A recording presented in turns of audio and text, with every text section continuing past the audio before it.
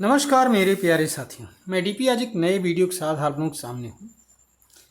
जैसा कि कल की रिपोर्टों में बताया गया कि इजराइल ने अपना एक टोही दल सदर्न लेबनान की तरफ भेजा और ये टोही दल लगभग 400 मीटर अंदर गया, गांव में बॉर्डर से 400 मीटर अंदर गया।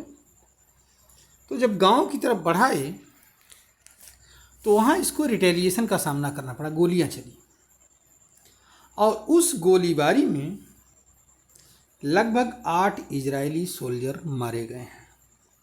कहीं कहीं पर रिपोर्ट 10 भी आ रही है, कहीं कहीं पर 8 आ रही है। अब हो सकता है कुछ कम ज़्यादा हो सकता है, क्योंकि हमने जिस स्रोत से सुना न्यूज़ के, वो 8 सोल्जर बता रहा था, 8 सिपाही मारे गए। इसमें एक कमांडर भी है, एक 22 साल का ऑफिसर है, मारा गया है इजरायली सेना का। तो अब सवाल यहाँ पर यही पैदा होता है कि क्या इजराइल इस तरह से नॉर्दर्न लेबनान को खाली करा पाएगा? क्या इजराइल के पास इतनी मैन पावर है, फोर्स है पैदल, जो कि इस तरह से मरने को भी तैयार हो और फिर जो है लड़ कर के मतलब सदर्न लेबनान को खाली कराया जाए? तो अगर इसका जवाब वास्तव में तलाशोगे तो नहीं में आएगा। अच्छा, एक बात और है कि अगर आप 27 सितंबर 2024 का हमारा वीडियो देखिए, पजो का 27 सितंबर 2024 का, तो उस वीडियो में आपको शुरू के 5 मिनट के बाद में, करीब 9 मिनट का वीडियो था हमारा, तो शुरू के 5 मिनट के बाद का जब आप सुनेंगे तो आपके समझ में आ जाएगा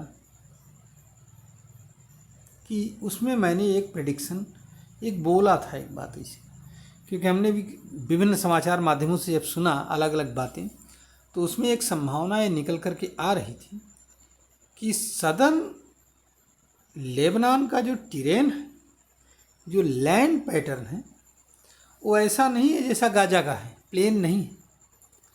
तो वहाँ से गुरिल्ला युद्ध होता है, छापामार युद्ध होता है हिजबुल्लाह के द्वारा, और इसमें वो भारी पड़ जाता है। यही हुआ है इजराइल के साथ 2-3 बार से। एग्जैक्टली वही चीज़ हुआ जब ये लोग सदर्न लेबनान में घुसने की कोशिश किए, तो देखिए 8 इजरायली सैनिक मार दिए गए। कारण कि वहाँ के टेरेन से वाकिफ़ थे ना, उन लोगों ने हो सकता है कहीं गोरिल्ला छिप करके कहीं से वार कर दिया हो, और जब गांव में घुसेंगे तो रिटेलिएशन तो होगा ही होगा। अगर गांव को आप सोचते हो कि नेस्त नाबूद कर दोगे,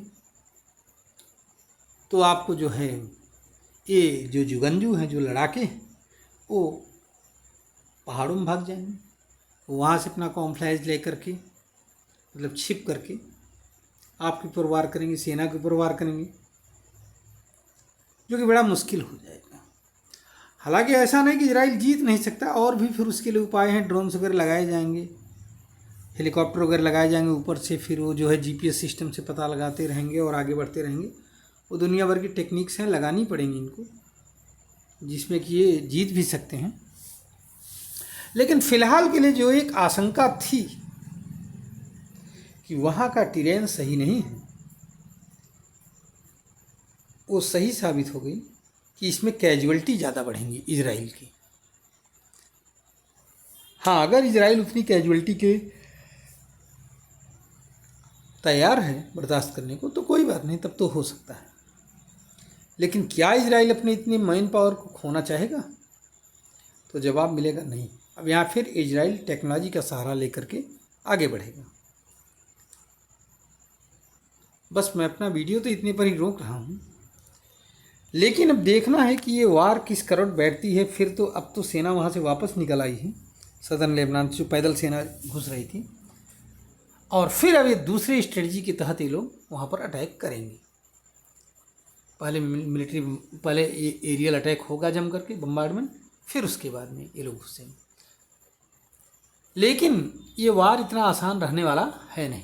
हालांकि पिछले उससे जो है अटैक से ये लोग सबक लेंगे, लेकिन अब तक क्या ये इजराइल के वार का एक बार में सबसे बड़ा सबसे गहरा झटका है मतलब इजराइल के लिए। 8 सैनिक उसके, अगर किसी किसी सोर्स की माने तो 10 सैनिक उसके हलाक हो गए। ऐसा कभी हुआ नहीं अभी तक इस युद्ध में एक साथ 10 सैनिक मारे जाएं, ऐसा नहीं हुआ। लेकिन ये सबसे बड़ा लॉस है। तो क्या इजराइल इतना लॉस बर्दाश्त करेगा? ये देखना है, आगे देखना है और क्या होता है। अगर डायरेक्ट घुसने की कोशिश करेगा तो समस्या फिर वहीं आएगी कि वहाँ से उसको डिफीट खाना पड़ेगा। चलिए आगे स्ट्रेटजी को देखते हैं, फिर कोई नया अपडेट होगा तो आप लोगों को बताऊंगा। धन्यवाद, नमस्कार, जय हिंद, जय भारत, वंदे मातरम।